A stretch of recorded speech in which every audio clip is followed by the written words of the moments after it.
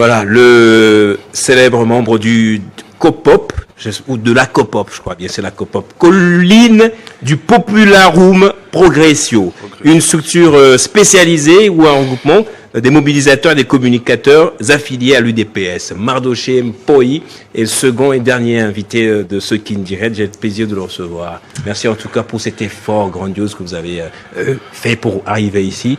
Comment allez-vous d'abord? D'abord, c'est à moi de vous remercier pour la patience. Ouais.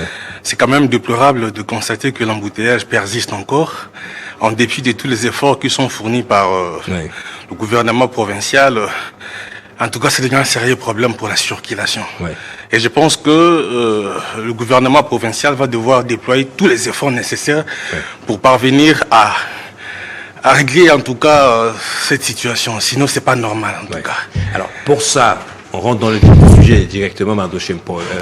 Pour ça, faut-il dialoguer ou changer de constitution?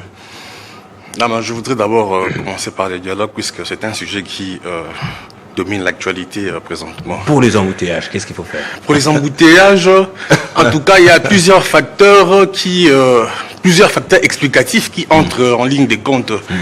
D'une part, je pourrais, en termes d'hypothèse bien sûr, d'une part, je pourrais évoquer l'incivisme. Vous avez des motocyclistes à gauche, vous avez nos compatriotes ceux-là qui conduisent le bus appelé communément esprit de mort. Esprit de mort et par moment vous voyez ils prennent les sens uniques, sens contraire. Il y a déficit de la courtoisie routière et donc c'est un peu toutes ces panoplies, c'est un peu toutes ces panoplies. Esprit de mort s'est répandu partout, même les privés aussi conduisent mal, très mal. Ben, voilà un peu c'est ce que je dis. Et donc je pourrais énumérer toute une panoplie d'hypothèses, n'est-ce pas, qui explique la persistance de ce phénomène d'embouteillage. En tout cas, ça devient un sérieux problème dans notre société. Un sérieux problème, c'est-à-dire que c'est presque invivable à Kinshasa. C'est-à-dire que par moment, lorsqu'on arrive à la destination, on a comme l'impression que le Seigneur a opéré un miracle. On se dit que c'est un miracle ou comment? Donc, ça relève de l'exploit aujourd'hui, arriver à temps. En tout cas, c'est un sérieux problème en tout cas. Et je vous réitère encore les remerciements pour la patience. Merci. Et donc voilà. J'avais foi que vous viendrez, mais je réitère aussi ma question. Pour résoudre le problème des embouteillages, le chef de l'État doit-il prendre des mesures strictes? Doit-il dialoguer ou changer de constitution? Parce qu'on se demande bien, ce sont les embouteillages, ou c'est la constitution qui fait qu'on ait des embouteillages à récurrence à Kinshasa ou comment? Je pense que vous faites une fausse lecture. Ah, j'ai fait un faux raccordement. La constitution, le dialogue n'a rien à voir. Avec les embouteillages. Avec les embouteillages. Et donc, puisque j'ai évoqué en rapport avec les hypothèses que je vous ai présentées ici, je pense qu'il y a lieu de restaurer, n'est-ce pas, l'autorité de l'État. La restauration de l'autorité de l'État. C'est-à-dire, par moment, il faut vraiment contraindre les usagers à pouvoir se comporter comme il se doit. Et c'est pas normal. Vous voyez sur les sauts de moutons, c'est prohibé de voir des motocyclistes passer par là, mais ils sont quand même en train de fréquenter, qu'est-ce que je dis, les sauts de moutons. Alors, c'est vraiment de l'incivisme, de l'anarchie. Je pense que presque toutes les villes de Kinshasa, plutôt de la RDC, pourraient arriver à ces situations. Si vous allez à Kolwezi, à Lubumbashi, les usagers de la route sont les plus inciviques aussi, malheureusement. Pourtant, ils ne connaissent pas des grandes congestions comme nous. Les PCR aussi, les policiers de circulation routière sont là derrière les automobilistes pour quelques rançons, etc. Si on n'y prend pas garde, là je profite pour relancer justement, éveiller la conscience de celle qu'on appelle maman, la gouverneure du Lolaba, mais aussi le gouverneur Masuka, que nous saluons très respectueusement.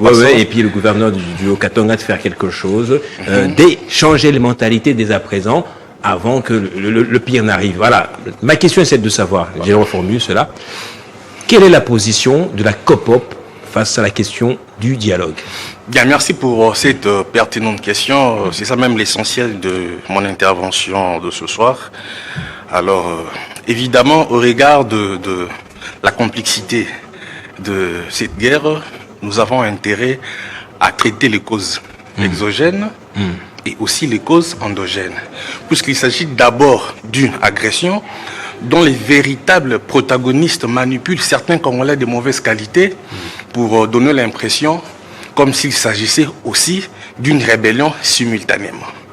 En effet, au niveau endogène, c'est-à-dire ici à l'interne, si nous estimons que le dialogue inclusif serait le remède adéquat, susceptible de rétablir la paix et la sécurité dans la partie est de notre pays, moi je pense que nous devons nous servir des expériences du passé.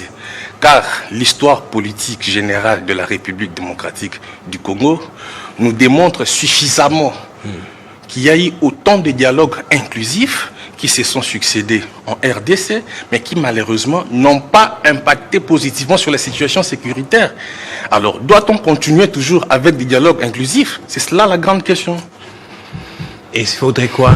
Votre solution, c'est quoi votre réponse? Merci pour cette question, très cher Gaëtan. Le dialogue en soi n'est pas mauvais. Oui.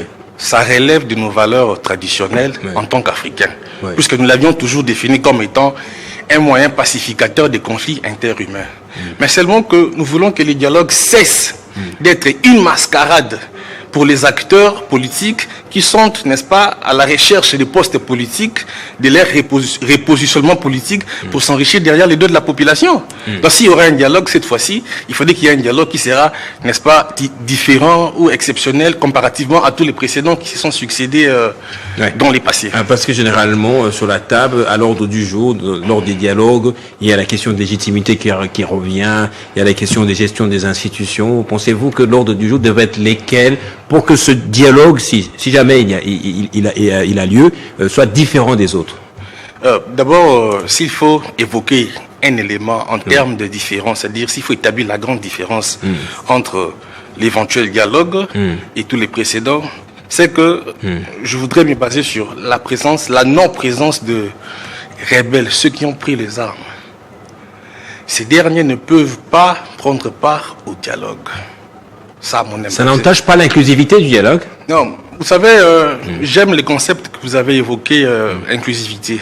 L'inclusivité ne doit pas consacrer l'impunité. Ah, c'est bien dit. L'inclusivité ne doit pas non plus sous-entendre de l'impunité. Voyez-vous? Vous savez, très cher Gaëtan, la présence du M23 au dialogue, c'est jeter de l'opprobre sur la mémoire collective de nos compatriotes qui sont tués méchamment par le M23. J'ai entendu Martin Fayulu exiger, que ce soit l'ancien rebelle d'Élysée Sanga, exiger la présence du M23 lors du prochain dialogue. Mais je dis, est-ce qu'on est intelligent, on est sérieux dans ces pays ici? Après 31 ans d'une guerre qui a causé 12 millions de morts, mais nous voulons encore refaire la même bêtise, celle de dialoguer avec les rebelles, et puis les faire entrer dans nos institutions après avoir tué méchamment les innocents, après avoir endeuillé de nombreuses familles. Ne nous donnez pas l'impression qu'il existe les sous-hommes et les super-humains exemptés de toute poursuite judiciaire, voyez-vous. C'est-à-dire que on doit éviter, arrêter avec cette politique d'irresponsabilité et d'une insouciance qui, n'est-ce pas, affirmerait une certaine complicité diabolique dont il est question. Avec l'UDPS, c'est le changement du narratif et du paradigme. Mais l'impunité doit être applicable pour tout le monde. Hein. Vous avez cité Délysée Sanga comme un ancien rebelle. Un ancien rebelle, ça c'est connu de tous. Au sein de l'Union sacrée des Nations, il y a beaucoup qui portent encore l'étiquette d'ancien rebelle aussi. Pourquoi vous verrez l'impunité pour ceux qui sont aujourd'hui dans la supposée rébellion? Et qu'en est-il de ceux qui nous gouvernent maintenant, qui avaient pris les armes, qui ont les mains souillées des sangs? Bon, je ne sais pas si, selon vous, vous voyez encore au sein de l'Union sacrée certains de cadres au sein de l'Union sacrée qui ont eu à prendre les armes. Moi, en tout cas, je ne vois pas. Vous savez, j'aimerais que nous puissions... Vous ne voyez pas. Je ne citerai pas de nom. Moi non plus, je ne citerai pas. Je ne sais pas si vous en connaissez. Je ne citerai pas de nom. Donc, vous savez, le plus important ici, c'est mettre définitivement fin à un virus. Lequel virus qui consiste à prendre les armes contre son propre pays, tuer les innocents pour revendiquer ses propres intérêts. Et donc, en toute, je veux dire... responsabilité, patriotisme, il y a lieu de mettre... Le plus important, c'est de mettre fin à ce que je pourrais appeler hémorragie ou ces virus, parce que ça ne nous aide pas. Nous avons le risque, s'il vous plaît, de pérenniser, de normaliser cette pratique d'antivaleur-là. Voyez-vous?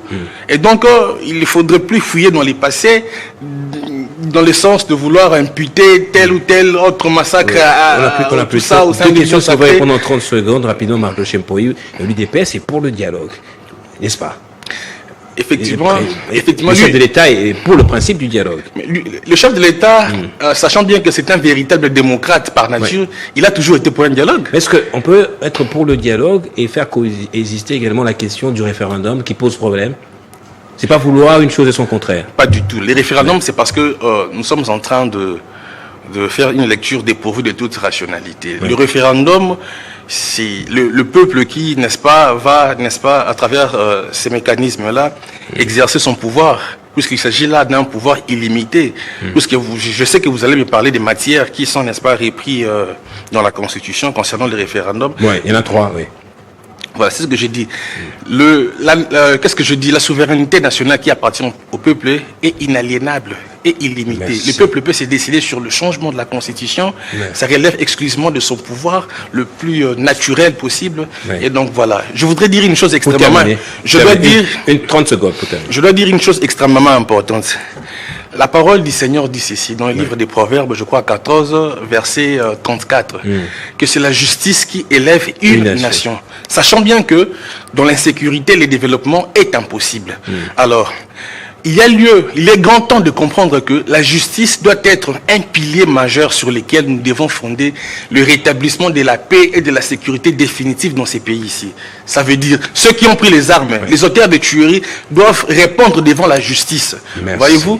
Et donc, ça servira de leçon à tout le monde de ne plus emprunter les mêmes chemins, de ne plus considérer la prise des armes contre son propre pays comme un moyen d'accéder au pouvoir ou d'obtenir une poste politique. Bientôt, ce sera les génocostes, ça veut dire les génocides pour des gains économiques. Mais est-ce qu'on déjà évalué le coût en vies humaines des détournements et de la corruption en RDC? Puisque de l'argent détourné, en contrepartie, il y a des gens qui souffrent parce que l'argent, leur destinée n'était pas arrivée. Il faudrait aussi une justice pour les corrupteurs. Ils sont ici dans ce pouvoir. Merci à vous d'être passé. C'est à moi de vous remercier pour la patience de m'avoir reçu. Je suis très honoré, très cher Gaëtan. Je vous témoigne en toute ma gratitude. Merci beaucoup. Merci à vous, madame, messieurs. Merci spécialement à l'équipe en régie, Jocelyn Toumba, pour ce temps que vous m'avez accordé de plus. Merci donc aussi à l'équipe ici sur le plateau, Josué Ilunga, Yves Massala, Dédé Sansois. Au revoir.